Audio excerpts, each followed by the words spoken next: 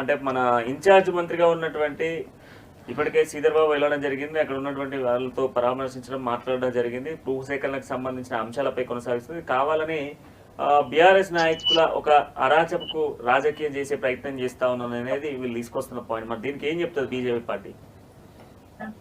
నేనేమంటున్నా సార్, ఇప్పుడు జరిగిన సంఘటన తెలుసు, దానికి సంబంధించిన వివరాలు తెలుసు, ఆ జిల్లాకు సంబంధించిన ఎస్పీ విషయాలన్నీ చెప్పిండు, ఎట్లెట్లా జరిగింది అనే అంశం పూర్తిగా చెప్పిండు. చెప్పినప్పుడు కూడా వీళ్ళు కస్టడీలో తీసుకొని అరెస్ట్ చేసిన అరెస్ట్ చూపించకుండా గోప్యంగా ఉంచాల్సినటువంటి అవసరం ఏమున్నది? నేను తర్వాత కూడా ఇన్ఛార్జ్ మంత్రి పోయి మాట్లాడినప్పుడేమో ప్రెస్ కి కవర్ కాదు, కానీ ఆయన అన్న పోయినప్పుడు మాత్రము తిరుపతి రెడ్డి పోయినప్పుడు మొత్తం ప్రెస్ కి కవర్ అవుతా ఉంది. మేము ఏమంటున్నామంటే ముఖ్యమంత్రి ఎందుకు స్పందిస్తలేడు సార్? ముఖ్యమంత్రి ఎందుకు స్పందిస్తలేడు అంటే వీళ్ళు వాళ్ళు ఏమైనా చుట్టాలైతారా? ఇక నేను రెడ్డి నువ్వు రెడ్డి ఎందుకయ్యా అని అనుకుంటుండా? మరి ఏం సంగతో వాళ్ళకే తెలియాలి. ఒకరినొకరు ఎందుకు కాపాడుకుంటున్నారు?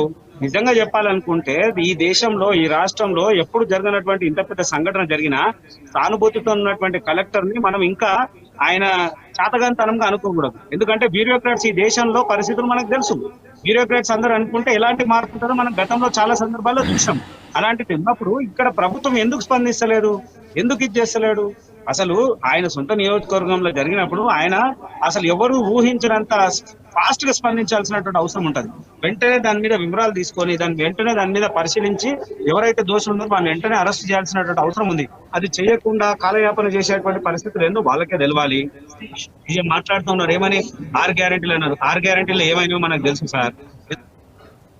ఉచిత మహిళా బస్ తప్ప ఇంకేది కూడా వాళ్ళు చెప్పినటువంటి పాక్షికంగా తప్ప ఎక్కడ కూడా పూర్తి ప్రయోగాత్మకంగా జరుగుతున్నట్టు దాఖలాలు లేవు. ఎవరికి ఉచిత గ్యాస్ సిలిండర్లు వస్తాయని మనం చూస్తా ఉన్నాము. ఏ మహిళలకి 2500 పెంచారు, 2500. ఎందుకు మీకు 100 యూనిట్ల లోపు కాలిన కరెంటు బిల్లు మాఫీ అనేది మీకు కనిపిస్తలేదా? అసలు ముందుగా అసలు రాష్ట్రంలో అలాంటి ప్రక్రియ నడుస్తున్నప్పుడు బీఆర్ఎస్ లో ఒక రైతులను అడ్డం పెట్టుకొని కలెక్టర్ ను పైన దాడి చేస్తున్నప్పుడు మీ బీజేపీ వైఖరి ఏంది? ఇప్పటి వరకు మీరు స్పందించలేదు. ఎస్బీటీవీ ముఖంగా మిమ్మల్ని అడుగుతా ఉన్నాను. స్పందించినటువంటి దాఖలాలు కూడా ఉన్నాయి కదా.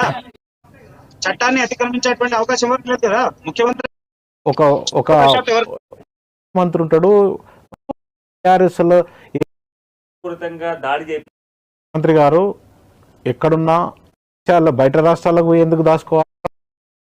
వాళ్ళకు ఒక ప్లాన్స్ ఉంటాయి.